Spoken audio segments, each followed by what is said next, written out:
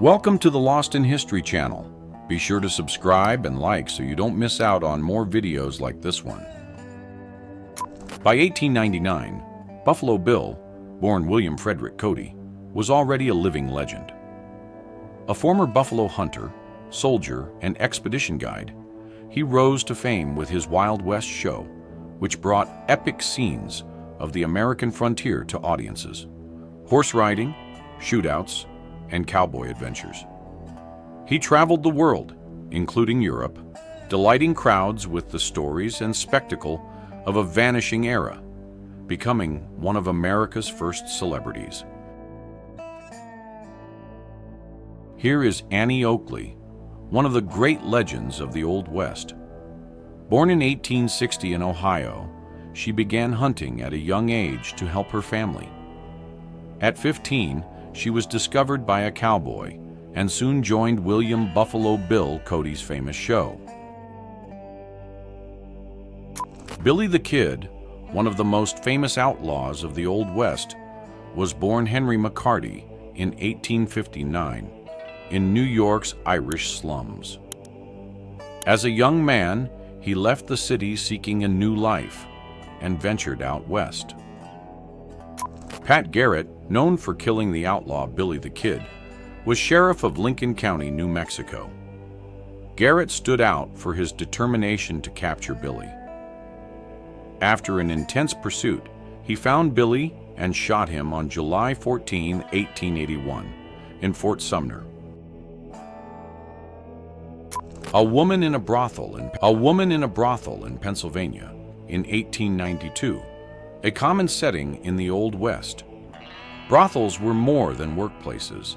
They also served as social centers where the stories and events of the time. James Killing Jim. Brown Miller was an intriguing figure of the Old West, serving both as a gunman and a lawman. He was known for his coldness and efficiency, becoming one of the most feared men of his era. This photograph takes us directly inside a miner's cabin in Colorado in 1890.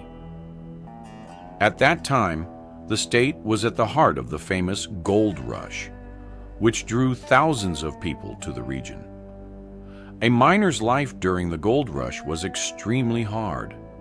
They spent their days digging for nuggets or panning riverbeds for small pieces of gold. The Shamrock Saloon in Hazen, Nevada, dated 1905, illustrates a typical Old West saloon.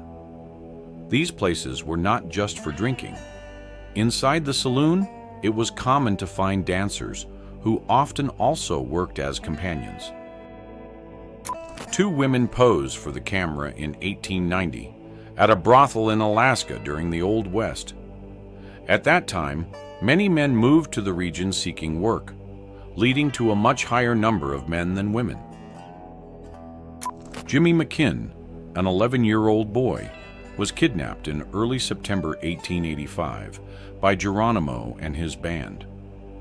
When the Apaches were briefly captured in March 1886, Jimmy strongly resisted the idea of returning to his family, expressing his wish to remain with the Apaches. General George Custer was a fascinating figure in American history, especially in 1863. Custer became known for his role in the Civil War and later on the frontier. He led troops into battle and was famous for his bravery.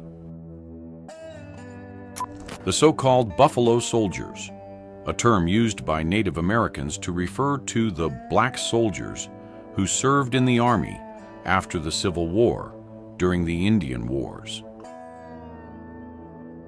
A group of Apache indigenous prisoners resting beside the Southern Pacific Railway near the Nueces River in Texas in 1886.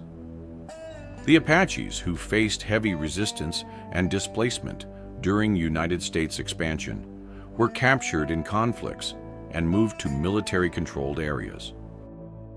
Stump Horn, a member of the Cheyenne tribe, and his family displaying a travois. The travois traditionally used by various Native American tribes, was a transport structure made of two poles attached to a frame, usually pulled by horses or dogs. A group of Lakota chiefs, taken around 1891. The Lakota were one of the most prominent tribes of the Sioux Nations and played a crucial role in resisting United States expansion in the 19th century. Old West Texas Rangers posing in a photographic studio in 1885. The Texas Rangers are a law enforcement agency with jurisdiction throughout Texas. The Gros Ventre camp on the Fort Belknap Reservation in Montana in 1906. In the center of the image, a dog is being roasted in a cooking pot, reflecting the food and cultural practices of the Gros Ventre indigenous community at that time. Native Americans in southeastern Oklahoma, taken around 1897. At that time, indigenous peoples of the region, including the Choctaw, Chickasaw, Cherokee, Creek, and Seminole tribes, were under intense pressure following forced removal. 2 Native Americans, likely in traditional attire, examining film in 1913. The setting appears near teepees, which were common dwellings for various indigenous tribes of North America, especially on the Great Plains. Fred W. Loring, a correspondent of the era, in Arizona in 1871. Loring was documenting events and conflicts in a region marked by tensions between settlers and indigenous communities. A scene of the Black Hills, a mountainous region in western South Dakota, and Fort Pierre, which was an important military outpost during the early years of American Western expansion. San Miguel Church, Santa Fe, New Mexico, photographed in 1873. San Miguel is one of the oldest churches in the United States, with its original construction dating back to 1610. Indigenous family in front of an adobe building in California around 1880. The image shows an everyday scene of a Native American family, highlighting the typical adobe construction used by many indigenous peoples in the region to build their homes. Panning and sluicing for gold in Rockerville, Dakota, photographed in 1889. During the late 19th century, the Dakota region attracted many prospectors seeking gold, especially after the discoveries in the Black Hills. In 1867, O'Sullivan made a trip to Virginia City, Nevada, to document the activities at the Savage and Gould and Curry mines, part of the Comstock Lode, the richest silver deposit in America. A farm in Mendocino County, California, around 1870. Located on California's coast, this area was known for its vast agricultural lands and cattle. A miner's cabin in the Sierra, around 1866. The Sierra Nevada mountains were one of the main sites of California's gold rush, attracting many prospectors seeking fortune. Prospectors working in a mine in Rockerville, South Dakota. During the gold rush that swept the West, places like Rockerville drew numerous miners seeking wealth. Silver mining work on the slopes of Cheyenne Mountain in Colorado between 1870 and 1890.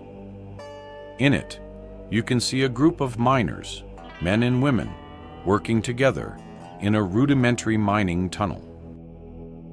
A team of 20 mules, which were mule teams used to haul heavy loads, especially in Death Valley, California, toward the railroad around 1900. Men working on laying tracks for a new railroad in Arizona in 1898. The project aimed to connect the wild frontier with the rest of the world, making it easier to transport people and goods.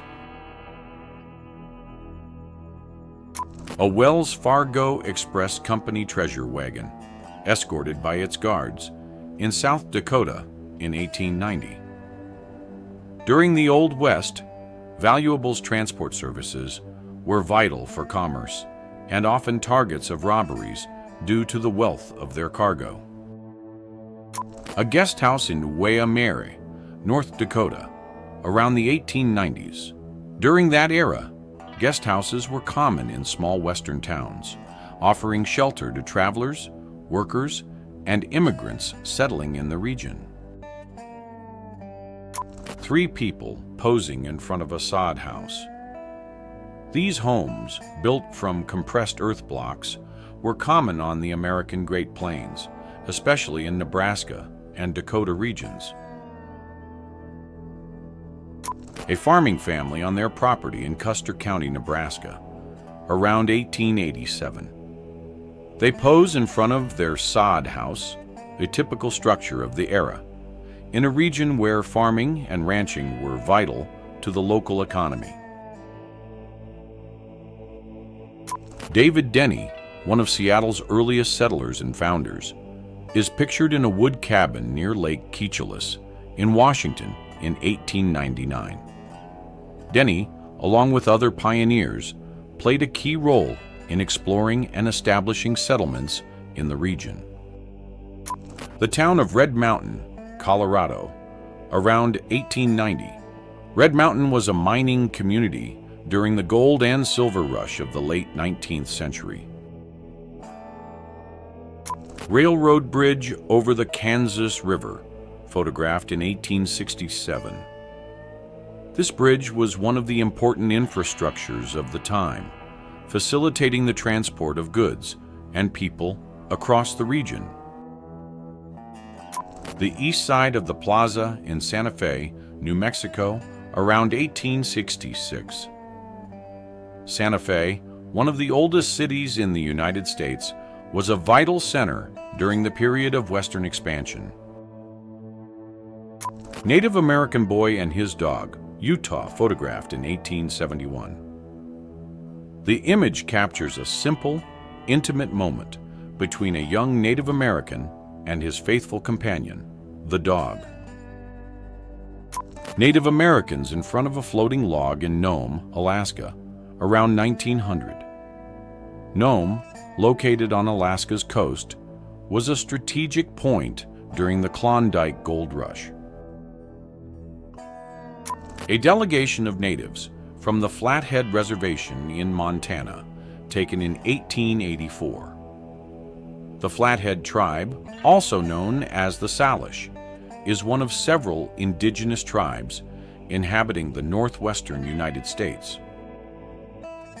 The Warm Springs Scouts at Lava Beds, California, with Donald McKay leaning against a rock, taken in 1873. Donald McKay and the Warm Springs Scouts were involved in patrols and interactions between native peoples and authorities. Men working in the background, possibly installing telegraph poles, a milestone in communication expansion during the late 19th century. A scene of a gathering around Kelly's Saloon and the Bijou in Round Pond, Oklahoma, in early 1894. During the Old West, saloons like Kelly's were social hubs, where men and women gathered to talk, drink, and play. The first settlers of Perry in the Oklahoma Territory, captured on October 10, 1893. Perry, which would become an important city in American West history, was a waypoint and development center during Western expansion. Hunters in the Four Peaks region of Arizona. 2 boys from the Crabtree family stand beside their father, joined by dogs and the traps they used for hunting.